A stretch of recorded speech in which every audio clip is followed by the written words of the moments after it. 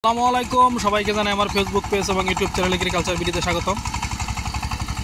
তো এখানে 28 লাঙ্গল দিয়ে চাষ করতেছি।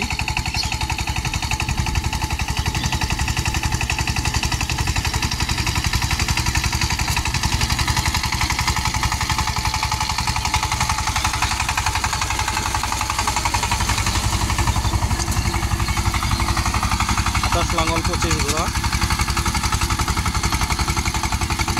তো এই ড্রাইভারটি আমার মামাতো ভাই আজকে এসেছে। তো আমার চাষের চাপ যখন কিছুটা কমে গেছে তখন এসেছে, যখন চাপ ছিল তখন পাইনি, তো এখন এসেছে। যাক, দু একদিন চাষ করুক।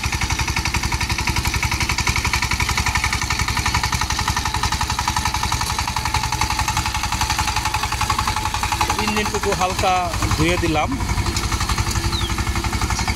অনেক কাদা ছিল।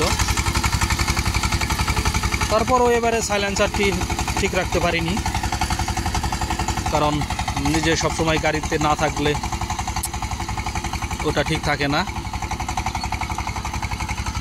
ওটা নিয়মিত ধুয়ে রাখলে সহজে পুড়ে না, কিন্তু এবার নিয়মিত ধোয়া হয়নি, তাই পুড়ে গেছে।